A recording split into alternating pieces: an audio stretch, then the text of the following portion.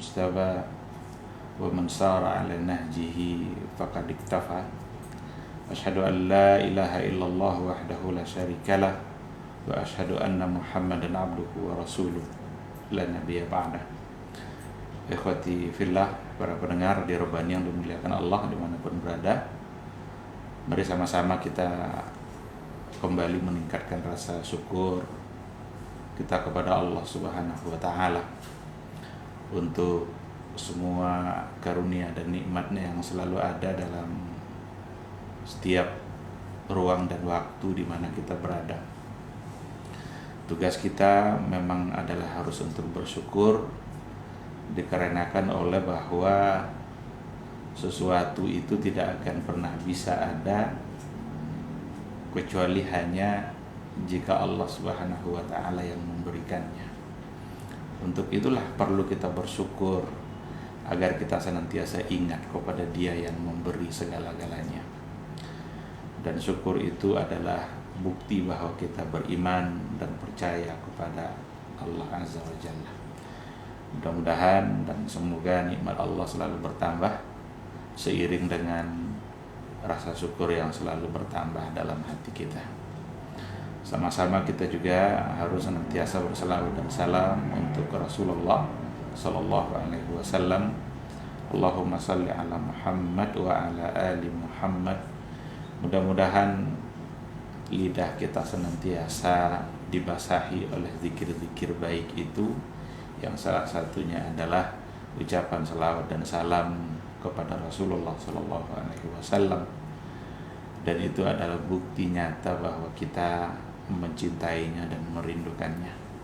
Kita berharap mudah-mudahan di yaumul mahsyar kita adalah masuk ke dalam orang-orang yang pantas untuk mendapatkan syafaatnya. Ikhwati fillah, para pendengar di Robani yang dimuliakan Allah, kembali pada pagi hari ini kita akan melanjutkan kajian kaidah-kaidah fikih yang bersambungan langsung dengan keseharian kita. Untuk pagi ini kita sudah masuk pada kaidah yang ke-9, Al-Qaidatu At-Tasi'ah, kaidah yang ke-9. Kaidah yang ke-9 itu berbunyi, ma sabata bi zamanin yuhkamu bi baqaihi ma lam yaqumid dalilu ala khilafih. Ini satu kaidah, ma sabata bi zamanin yuhkamu bi baqaihi ma lam yaqum ad-dalilu ala khilafih. Artinya adalah ma sabata, apa saja atau sesuatu yang sudah ditetapkan bizamanin pada suatu waktu,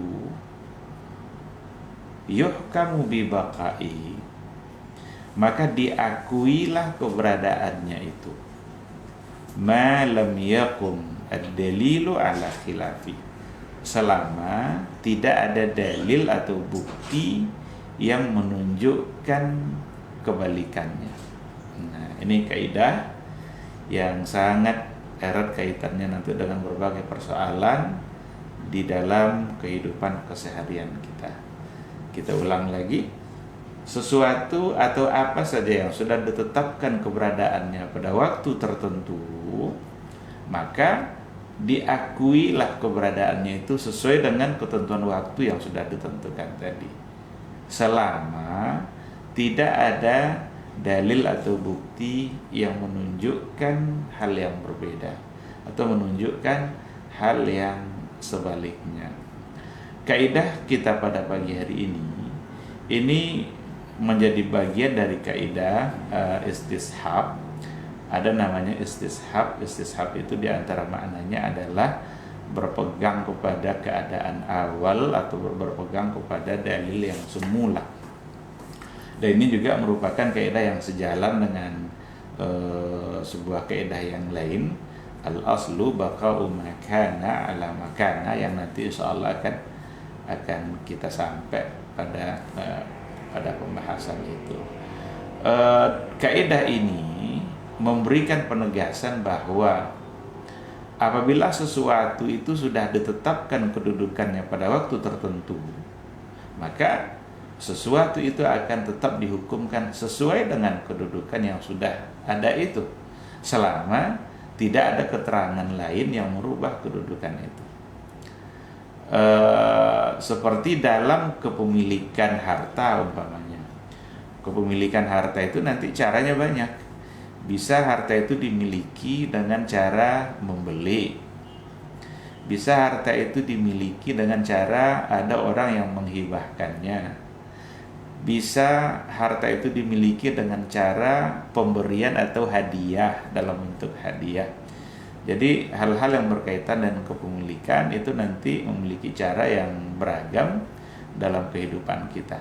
Ketika ada orang yang menghibahkan sesuatu atas nama kita dan itu untuk kita, berarti barang sudah menjadi milik kita, atau dalam bentuk hadiah, atau kita beli, atau diminta. Nah, jadi macam-macam. Nah, dalam hal kepemilikan umpamanya, jika suatu barang itu sudah ditetapkan menjadi milik seseorang, maka sesuatu itu atau barang itu dihukumkan tetap menjadi milik dia selama tidak ada sesuatu yang dapat menghilangkan kepemilikan tadi. Jadi kalau seandainya ada orang yang memiliki lahan, memiliki tanah sekian hektar umpamanya, ada 1 hektar, dialah yang sebagai pemilik barang tersebut, lahan tersebut, dengan cara membelinya. Ketika dia memiliki bukti bahwa dia sudah membeli barang itu pada masa tertentu, maka tanah itu selamanya akan menjadi milik dia, atas dia, dikarenakan oleh kepemilikannya itu sudah tetap pada waktu tertentu. Dan di situ tidak mungkin ada orang yang mengklaim bahwa sesungguhnya tanah itu adalah milik dia. Tidak bisa diklaim begitu saja. Sampai harus ada bukti bahwa ternyata memang lahan itu tidak lagi menjadi pemilik pertama karena dia sudah menjual kepada yang mengklaim yang kedua, itu bisa saja. Nah, bukti yang seperti itulah yang harus ada ketika ada klaim-klaim yang berbeda. Jika tidak, maka undang-undang kaidah yang dipakai adalah masabata bi zamanin yuhkamu bi baqai. Dia akan dihukumkan keberadaannya sesuai dengan apa yang ditetapkan pada masa awal yang tadi itu. Karena fakta dalam kehidupan memang ada orang yang 3 orang yang berbeda mengaku memiliki lahan yang sama dan masing-masing memiliki surat dan semuanya asli. Nah, ini bagaimana ceritanya ini?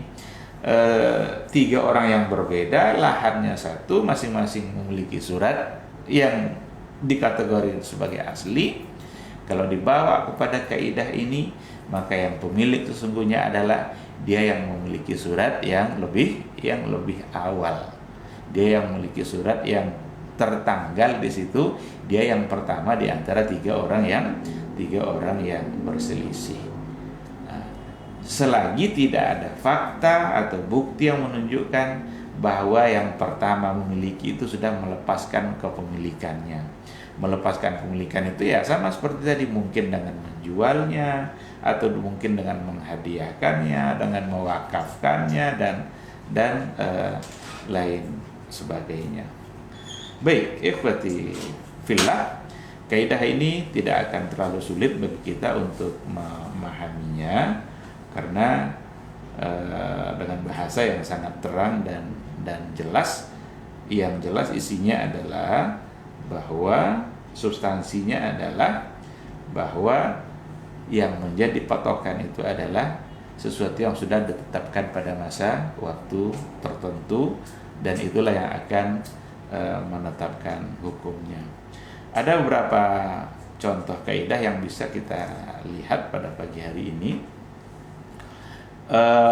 Contoh pertama, jika telah ditetapkan bahwa seseorang memiliki suatu benda yang didapatnya melalui warisan, maka benda tersebut akan tetap menjadi milik dia sampai ada bukti bahwa barang tersebut sudah tidak lagi menjadi miliknya.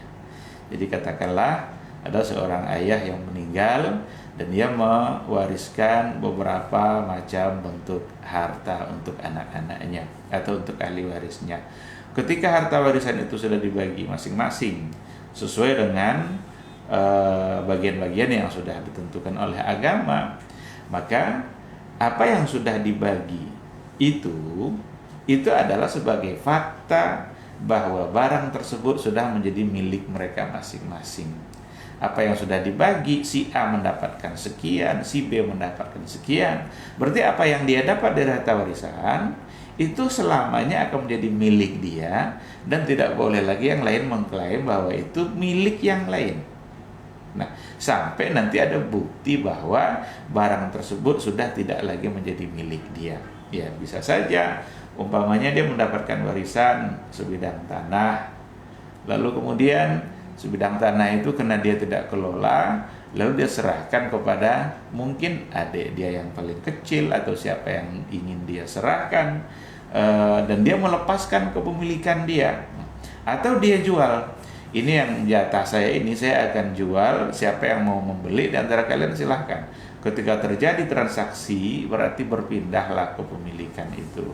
Berpindahnya kepemilikan itu artinya adalah dia tidak lagi memiliki. Maka yang jadi patokan bukanlah siapa yang memiliki awal, tapi siapa yang telah memiliki pada masa yang berikutnya. Baik, contoh yang kedua, jika seseorang memiliki barang secara sah melalui hibah. Nah, jadi ada satu bab dalam fikih muamalah namanya adalah hibah. Hibah itu artinya adalah pemberian, dan itu salah satu dari bentuk tabarru', perbuatan baik yang bernilai ibadah, ketika ada seseorang yang siap untuk melepaskan kepemilikan hartanya dengan cara menghibahkan kepada siapa yang dia inginkan. Mungkin dia hibahkan kepada tetangga, atau dia hibahkan kepada rekan bisnisnya, dan lain sebagainya. Nah, jika seseorang memiliki barang secara sah melalui hibah dari tetangga umpamanya, maka dia berkuasa penuh terhadap barang yang ia miliki. Di hibah itu benar-benar melepaskan kepemilikan. Ini hibah dalam bahasa fikih muamalah ya. Karena kalau ada bahasanya hibah juga, tapi kalau dalam hibah dalam anggaran negara itu kayaknya tidak sama dengan istilah hibah yang ada dalam fikih muamalah itu. Kalau hibah dalam anggaran itu nanti ada pertanggungjawabannya, bahkan uangnya diminta untuk dikembalikan kalau seandainya ada penyelewengan dan lain sebagainya. Sementara hibah dalam fikih muamalah, kita lepaskan kepemilikan kita serahkan kepada orang lain, dan kita tidak berhak lagi untuk mengatur, karena barang sudah menjadi milik orang lain. Orang itu pun kalau mau dia jual, mau apa, itu urusan mereka. Baik, jika seorang ayah mewakafkan sebidang tanah kepada nazir, maka anaknya tak boleh lagi membagi tanah tersebut sebagai warisan, sebab sudah ditetapkan di awal dia sebagai wakaf. Nah, ini bukan sering ya, tapi adalah terjadi dalam kehidupan. Itu ada di antara ahli waris, anak-anak mereka, anak-anak dari seorang ayah yang meninggal, mereka mengambil kembali apa yang sudah diwakafkan oleh ayahnya. Padahal harta ayahnya. Ayah ketika mewakafkan harta yang dia punya, dia tentu menginginkan pahala, karena kebaikan-kebaikan akan mengalir meskipun dia sudah meninggal. Tidak ada lagi hak anak untuk mengambil kembali apa yang sudah diwakafkan oleh ayahnya, atau apa yang sudah diberikan oleh ayahnya atas nama wakaf. Biarlah itu menjadi pahala bagi orang tuanya. Sekarang sampai pula ke pengadilan, cuma karena wakafnya tidak ada ikrar, itu akan bermasalah juga. Oleh karena itu memang penting adanya pencatatan. Kalau seandainya ada sesuatu yang masuk dalam kategori wakaf seperti itu, perlu dibuatkan ikrar serah terimanya. biasanya ada saksi, dan salah satu di antara saksinya itu bisa dari ahli waris. Seandainya nanti terjadi permasalahan, seandainya nanti terjadi klaim-klaim dari seorang anak bahwa tanah itu adalah milik warisan ayah kami, itu bukan diwakafkan, atau mungkin dia bilang itu kan hanya penyerahan sementara, nanti akan diambil kembali, itu bisa saja terjadi. Kemungkinan itu besar. Tapi dengan adanya catatan administrasi yang jelas, yang lengkap, bahwa ini adalah wakaf untuk selamanya, bukan untuk sementara, maka persoalan akan bisa teratasi. Status seorang perempuan yang menjadi istri dari suaminya menghalangi semua laki-laki untuk menikahi perempuan tersebut sampai ada bukti bahwa dia tidak lagi menjadi istri dari suaminya semula. Nah, jadi masa bata bizamanin, sesuatu yang ditetapkan pada masa tertentu, ketika seorang perempuan itu sudah diakadkan, ditetapkan menjadi istri dari seorang suami, mulai saat itu tidak ada satupun yang berhak laki-laki untuk menikahinya sampai ada bukti bahwa dia tidak lagi menjadi istri. Tidak lagi menjadi istri itu ya mungkin dia sudah bercerai, dia atau suaminya sudah meninggal dan habis masa iddah. Ini menjadi penting karena ada beberapa keadaan yang kadang membuat orang menjadi ragu. Dan memang secara faktual itu ada gitu. Contohnya, ada seorang istri yang sudah ditinggal lama oleh suaminya, tapi suaminya tidak tahu keberadaannya sekarang ada di mana. Suaminya itu pun tidak pula menyatakan bercerai ketika dia meninggalkan istrinya. Tentu saja ini perbuatan yang salah, yang menyimpang, karena berarti suami tidak bertanggung jawab dan dia tidak mengerjakan apa yang seharusnya, hak-hak yang harus dia berikan untuk istrinya. Itu jelas sesuatu yang salah.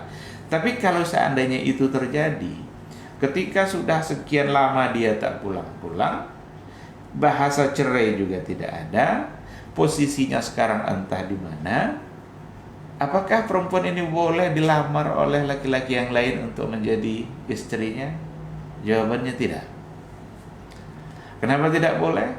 Karena masa bata bizamanin yuhkamu bibaqai. Sesuatu yang sudah ditetapkan pada masa tertentu, yuhkamu bibaqai, itu diakui selamanya sampai ada dalil atau fakta bukti lain yang berbeda. Kenapa tidak boleh? Dia istri orang. Dia istri seseorang. Kan orangnya sudah tak pulang-pulang. Tak pulang-pulang iya, tapi tidak ada bahasa cerai, atau dia tidak diketahui apakah sudah meninggal atau belum.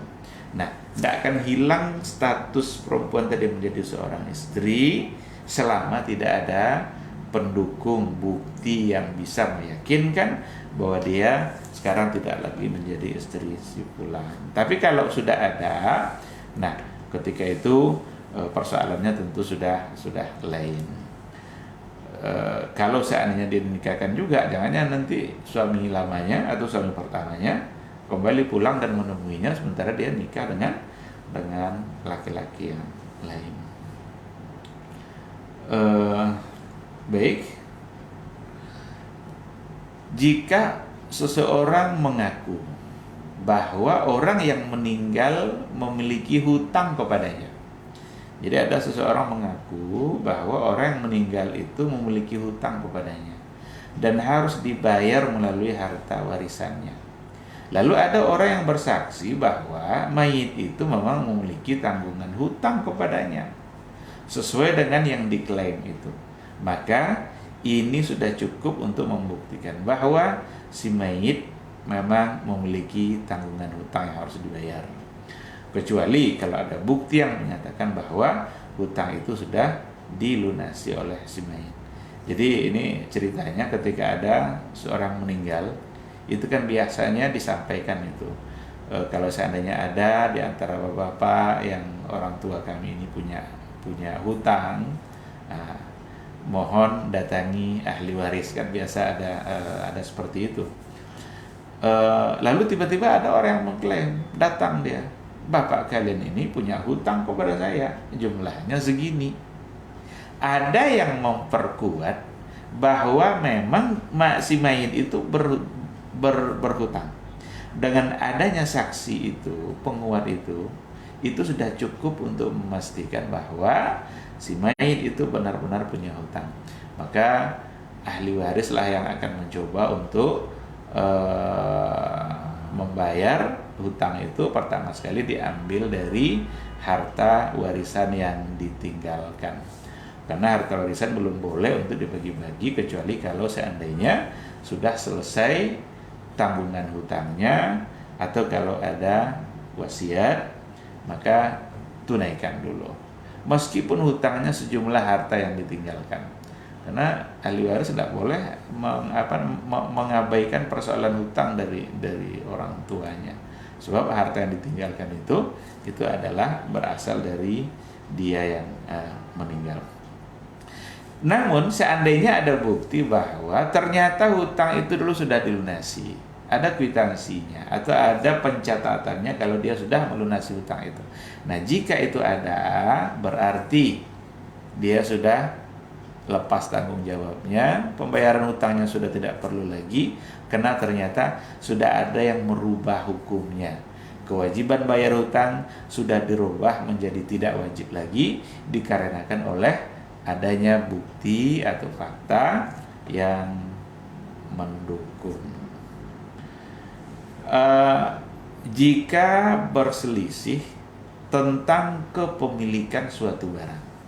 Nah, jika berselisih tentang kepemilikan suatu barang, maka yang akan dikedepankan adalah dia yang memiliki bukti kepemilikan lebih awal sampai ada bukti lain yang menyatakan bahwa pemilik awalnya sudah melepaskan hak kepemilikannya. Nah, ini saya kira jelas ini kalau kita bawa ke contoh tanah tadi itu. Ketika ada perselisihan tentang kepemilikan suatu barang, lahannya satu, yang mengklaim ada 2 atau 3, bahkan bisa lebih, maka yang akan dikedepankan adalah dia yang memiliki bukti lebih awal. Siapa yang penanggalan pemilikannya itu lebih awal, tertanggal lebih awal, maka berarti dialah yang memiliki. Sampai ada pula bukti kalau dia mungkin sudah menjualnya, menghibahkan dan lain sebagainya. Ikhwati fillah, para pendengar di rumahnya dimuliakan Allah. Ini beberapa contoh ya, beberapa masalah muamalah yang rata-rata dalam persoalan muamalah yang berkaitan dengan kaidah kita pada pagi hari ini. Mudah-mudahan dapat kita pahami hendaknya. Dan mudah-mudahan kaidah ini membantu kita untuk menyelesaikan banyak hal. Saya kira cukup untuk materi. Seandainya ada yang dalam bentuk pertanyaan, dipersilahkan. Baik, jazakallahu khairan untuk materi kita di kesempatan hari ini. Mudah-mudahan apa yang sudah kita bahas mengenai kaidah kita yang ke-9 bisa bermanfaat untuk teman-teman semuanya, khususnya yang mendengarkan di hari ini. Sebelum kita tutup kajian, ada beberapa pertanyaan Ustaz di 081273 335531. Untuk yang pertama, Assalamualaikum warahmatullahi wabarakatuh Ustaz. Waalaikumsalam warahmatullahi wabarakatuh. Ustaz, di tempat saya ada orang yang sangat pelit sekali Ustaz. Itu pelitnya sampai na'udzubillah, mempunyai tanah yang cukup luas di seberang perumahan. Di sana ditumbuhi berbagai macam tanaman yang notabene-nya banyak disukai oleh anak-anak. Ketika tanaman itu berbuah, ketika hendak dibeli bahkan diminta, sampai seseorang yang hamil pun ketika ngidam untuk membeli tidak diizinkan. Bahkan ada yang sampai membusuk. Bolehkah kita mencuri tanamannya Ustaz atau buahnya? Nah Ustaz. Iya. Ini bahasa pelit sampai na'udzubillah ini kita nggak tahu ukurannya seperti apa itu ya. Tapi nampaknya memang sudah sangat keterlaluan. Kita sebagai hamba Allah memang tidak sepantasnya untuk bersifat seperti itu. Kenapa demikian? Karena itu bukanlah dari kita. Apa yang kita miliki itu sesungguhnya itu hanyalah karena Allah yang memudahkan kita untuk memilikinya. Kalau Allah ingin mempersulit kita dalam memilikinya, atau Allah tidak lagi menginginkan kita menjadi pemiliknya, mungkin apa yang kita miliki itu akan hilang. Atau Allah berikan satu bentuk takdirnya bahwa kamu tidak lagi bisa untuk memiliki. Maka memiliki sifat sampai seperti itu tidak dibolehkan dalam agama. Dalam agama itu ada dua istilah. Ada al-bukhlu, ada as-syuh. Bakhil, kikir, pelit. As-syuh itu juga artinya itu di Indonesia kan juga diartikan dengan bakhil, dengan kikir, tapi ada beda sebenarnya. Kalau al-bukhlu itu, bakhil itu, dia kikir untuk orang lain, pelit sama orang lain, tapi mungkin dia akan berpoya-poya untuk dirinya sendiri. Kalau syuh itu, dia pelit sampai untuk dirinya sendiri. Jadi bukan sama orang lain aja, untuk dirinya sendiri.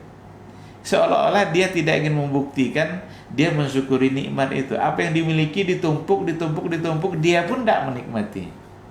Wa may yuqa syuhha nafsihi fa ulaika humul muflihun. Siapa yang bebas dari sifat syuh itu, dia adalah orang yang beruntung. Nah, oleh karena itu, ketika kita diberikan kelebihan harta oleh Allah Subhanahu wa taala, tanam pohon ini berbuah lebat, tanam batang ini berbuah lebat, itu Allah menginginkan kita juga pada saat itu untuk membuktikan syukur kita kepadanya. Maka salah satu dari bentuk syukur itu bagi kepada orang lain. Orang ingin menikmatinya, berikan kepada dia. Kalaupun tak semuanya, sedikit. Mungkin kita ingin mengambil keuntungan dengan cara menjual, juallah barang itu, karena milik kita, hak kita untuk menjualnya. Boleh kita mendapatkan keuntungan dunia kita, tetapi jangan simpan dan pelihara sifat kikir itu sampai ada ibu hamil yang ngidam pun ingin minta, tidak mau untuk diberikan sedikit sesuai dengan yang diinginkan orang. Mungkin tidak banyak yang dia minta. Atau ada anak-anak kecil yang pas melihat buah yang begitu banyak, mungkin mereka minat sama buah itu, mau beli tidak ada uang, udah kasih dia 1, 2, memberi seperti itu akan membuat buah itu akan menjadi lebih lebat.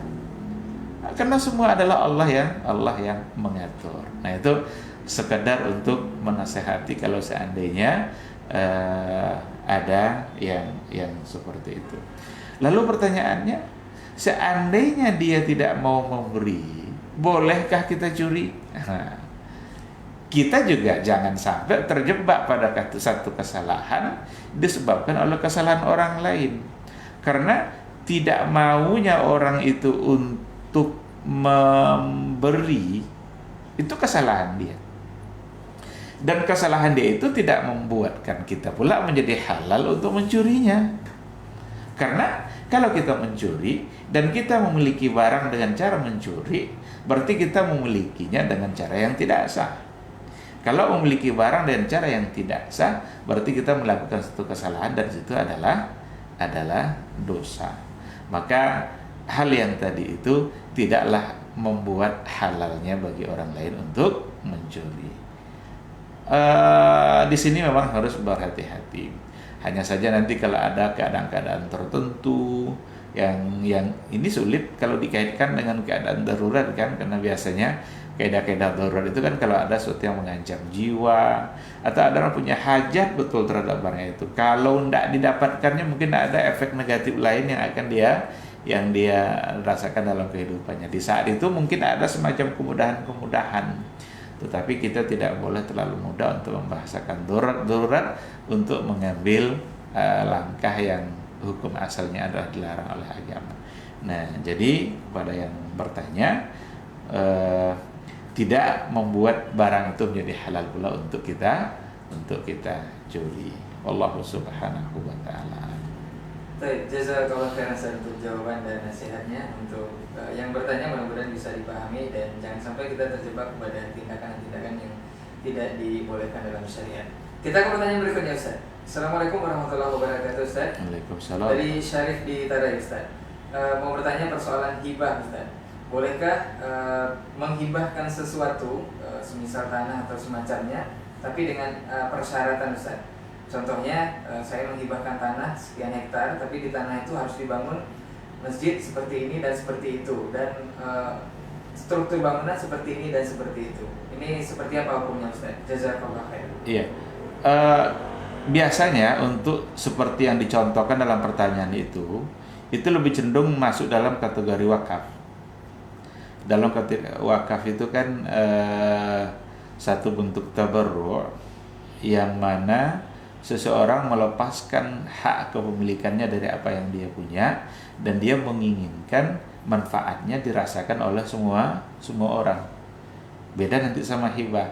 Kalau hibah itu diberikan kepada seseorang dan manfaatkan dirasakan oleh orang mendapatkan hibah. Ada orang punya motor, 2 motornya, satu tidak dipakai, hanya satu yang dia gunakan. Yang tidak dipakai ini daripada rusak, daripada mubazir, dihibahkan kepada orang lain. Berarti hibah antara dia dengan tetangganya atau dengan saudaranya, dia melepaskan kepemilikan dan menyerahkannya kepada orang lain. Lalu orang lain itu menjadi pemilik yang kedua. Sedangkan dalam contoh tanah tadi itu lebih tepat sebetulnya adalah dalam bentuk wakaf, sebab manfaat ingin dirasakan untuk semua orang. Bolehkah wakaf bersyarat? Ada istilah wakaf bersyarat itu, bahkan ada istilah wakaf muakkad, wakaf yang berjangka. Wakaf itu kalau diberikan batasan penggunaan berarti dia menjadi muqayyad. Si nazir mestilah dia menggunakannya sesuai dengan yang disyaratkan tadi. Ini ada lahan, saya ingin lahan ini digunakan untuk rumah tahfiz. Nah, maka ketika dikatakan untuk rumah tahfiz dan disepakati oleh nazir, iya ini akan kami jadikan untuk rumah tahfiz, berarti dia harus melaksanakan sesuai dengan syarat.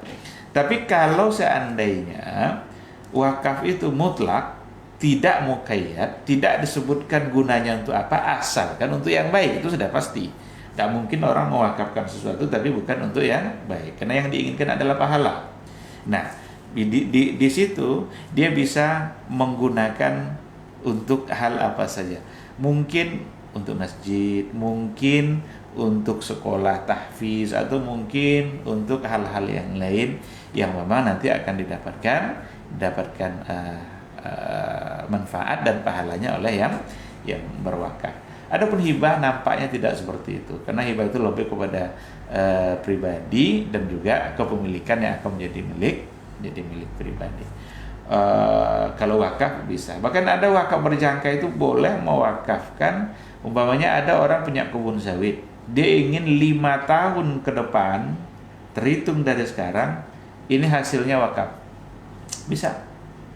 Jadi selama 5 tahun, 2000 sampai 2025 umpamanya, satu bidang atau sekian hektar sawit itu diwakafkan, boleh. Hasilnya itu digunakanlah untuk kebaikan-kebaikan.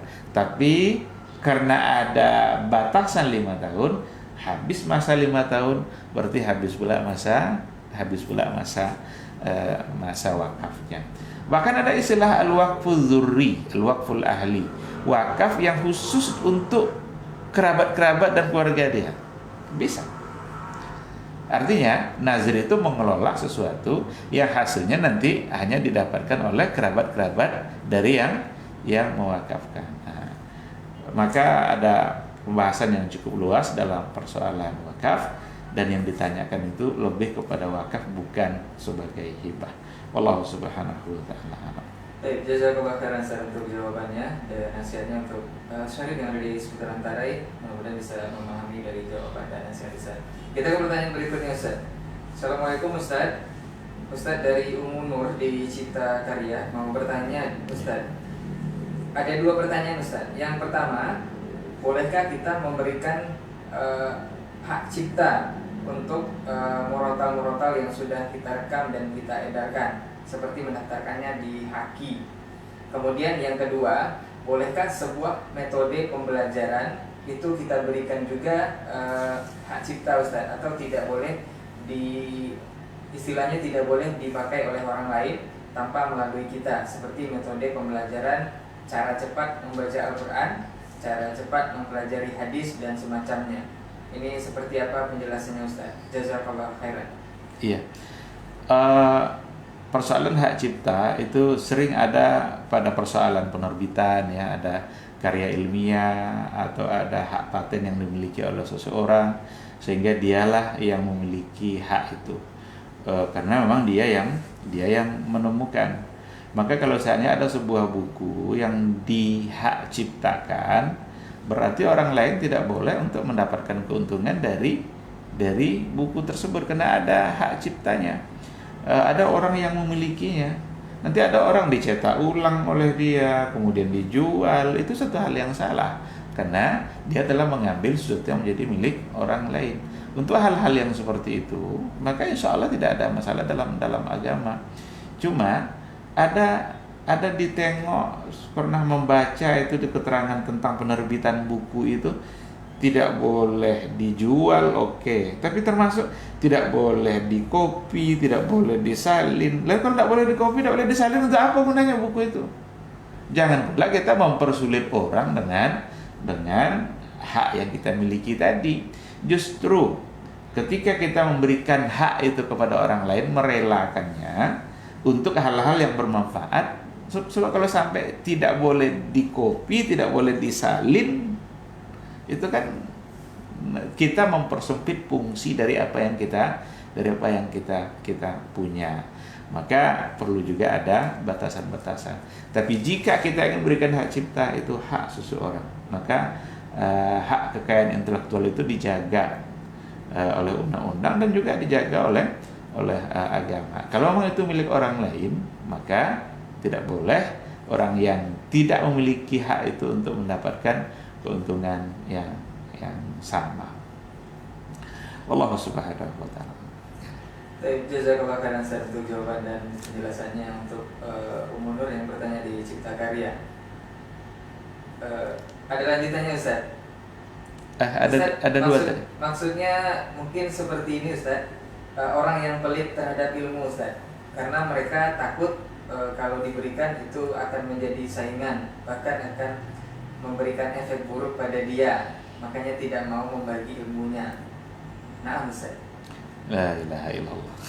Tidak mau membagi ilmu yang dia punya. Man su'ila an ilmin fakatamahu lujima bilijamin minan nar yaumal qiyamah. Barang siapa yang ditanya tentang satu ilmu lalu dia tidak mau menyampaikannya, maka nanti di neraka akan dikekang. Di akhirat kelak dia akan dikekang dari kekangan dari nerakanya Allah Subhanahu wa taala. Oleh karena itu, sesuatu yang kita bisa bermanfaat bagi orang lain sebenarnya, yang salah satunya itu adalah terkait dengan ilmu. Maka ilmu yang diberikan oleh Allah Subhanahu wa taala kepada kita itu sesungguhnya adalah cara oleh Allah agar kita menjadi orang yang bermanfaat. Maka tugas kita lah untuk mengajarkan apa yang kita miliki, ilmu dari ilmu yang kita miliki, dan menjadi kewajiban bagi kita untuk memberitahukan kepada orang yang tidak mengetahuinya. Adapun persoalan nanti kalau saya ajarkan mereka akan menjadi saingan bagi saya. Ini orang-orang yang pesimis dengan masa depan, orang-orang yang kerdil, orang-orang yang tidak begitu meyakini bahwa sesungguhnya masa depannya itu bukanlah ada di tangan dia. Yang harus dilakukan itu justru adalah ajar mereka hal yang sama agar mereka bisa berkembang. Membantu orang untuk menjadi berkembang itu luar biasa pahalanya di sisi Allah, dan Allah bisa saja tetap akan meninggikan kedudukan dia daripada orang yang dia ajar. Maka kalau seandainya umpamanya kita sebagai pimpinan dalam suatu usaha, katakanlah di usaha bengkel, dia yang punya, Lalu ada anak buahnya banyak. Berniat baiklah untuk pengembangan atau perkembangan anak buahnya ini. Mudah-mudahan anak buahnya ini juga akan menjadi besar sama besarnya dengan dia. Berikan ilmu itu kepada dia agar ada generasi baru. Regenerasi itu menjadi penting di kader dia. Ketika ada orang yang ini ilmu saya ini tidak mungkin saya ajarkan ini pada orang lain. Kalau saya ajarkan pada orang lain, nanti akan ada orang yang sama hebatnya dengan saya. Ini hatinya kurang bersih, imannya setengah-setengah. Bahwa sesungguhnya seorang yang beriman kepada Allah Subhanahu wa taala itu adalah orang yang yakin bahwa masa depan itu adalah diatur oleh Allah Subhanahu wa taala. Setiap niat baik kita yang kita berikan untuk kebaikan orang lain di masa depan, yakinlah Allah akan membuat kehidupan kita akan menjadi lebih baik juga di masa yang akan datang. Nah, oleh karena itu tidak usah takut-takut dengan hal-hal yang seperti itu. Apa yang bisa kita berikan yang bermanfaat bagi orang lain, yakinlah itu semua akan menjadi ladang pahala, ladang kebaikan yang akan kita terima di akhirat kelak. Wallahu subhanahu wa ta'ala. Jazakallah khairan untuk jawaban dan nasihatnya. Mudah-mudahan umur yang kita bisa memahami dari jawaban Ustaz tadi, dan mudah-mudahan juga tidak pelit lagi terhadap ilmu yang sudah dikaruniakan Allah Subhanahu wa taala. Salah satunya mungkin dengan kita saat ini yang berbagi kajian bersama antum dan antuna semuanya bisa merasakan manfaat ilmu yang luas dari Ustaz Hafizahullah taala. Baik, kita cukupkan untuk hari ini sepertinya pertanyaan Ustaz, dan mudah-mudahan saja esok di hari Jumat kita bisa kembali bersama Ustaz dengan lanjutan kajian di kaidah fikih dalam kehidupan kita sehari-hari. Afwan untuk semua salah kata dan khilaf bicara, jazakumullah khairan untuk antum semua yang sudah bertanya. Di 081273335531. Tetap setia di 91,1 FM Radio Rabbani, Merajut Ilmu dan Peradaban. Kita tutup dengan doa kafaratul majelis. Subhanakallahumma wa bihamdika asyhadu an la ilaha illa anta astaghfiruka wa atubu ilaik. Assalamualaikum warahmatullahi wabarakatuh. Waalaikumsalam warahmatullahi wabarakatuh.